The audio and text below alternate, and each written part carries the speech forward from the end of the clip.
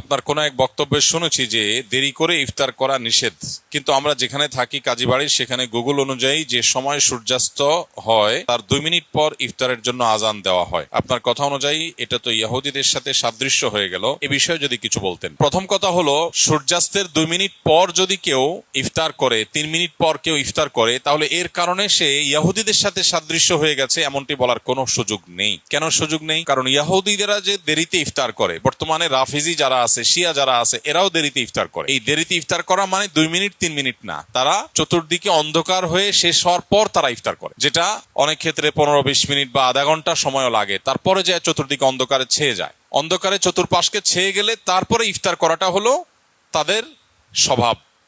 অতএব কোন মুসলিম 2-3 মিনিট পরে বা 2-4 মিনিট পরে ইফতার করলে সে ইহুদিদের সাথে সাদৃশ্য হয়ে গেছে, রাফিজি বা শিয়াদের সাথে সাদৃশ্য হয়ে গেছে এমনটি বলার কারণ নাই। তবে এটা ঠিক যে নবী করিম সাল্লাল্লাহু আলাইহি সাল্লাম বলেছেন, এই উম্মত ততদিন কল্যাণের মধ্যে থাকবে মা আজ্জালুল ফুতুর ও আখারুস সাহুর, যতদিন তারা ইফতার তাড়াতাড়ি করবে আর সাহারি দেরিতে করবে।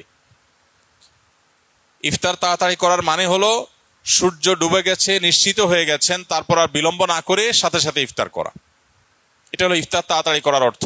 সূর্য ডুবে গেছে, ঘড়ি এই দিক সেদিক হতে পারে, 1 মিনিট আমার ঘড়িটা স্লো হতে পারে, এই সন্দেহের কারণে কেউ 1 মিনিট দেরি করে খেলো, তাতে সে দেরি করে ইফতার করেছে এটা বলা যাবে না, বা তাড়াতাড়ি ইফতার করার খেলাফ আমল করেছে সেটাও বলা যাবে না। তবে এটা ঠিক যে ইফতার তাড়াতাড়ি করতে হয় আর সাহারি দেরিতে করতে হয়, এবং ইহুদিরা, রাফিজিরা যারা চতুর্দিকে অন্ধকার ছেয়ে যাওয়া পর্যন্ত অপেক্ষা করে, আমরা সেটা করব না।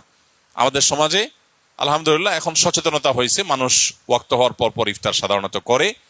আর একটা জিনিস গুরুত্বপূর্ণ, তা হলো ইফতার এবং সাহারির সাথে আজানের সম্পর্ক সরাসরি নাই। অর্থাৎ আজান হলে আপনি ইফতার করবেন আর আজানের আগ পর্যন্ত খাবেন, ব্যাপারটা সেরকম না। মুয়াজ্জিন আজান 1 মিনিট পরে দিতে পারে, 2 মিনিট পরে দিতে পারে, 1 মিনিট আগে দিতে হবে, কারণ আজানটা তো একেবারে ওই মিনিট হওয়ার সাথে সাথেই দেওয়া আবশ্যক না, অথবা ঘড়ির সমস্যা হতে পারে। এই জন্য আপনি দেখবেন টাইম হলো কিনা সেটা।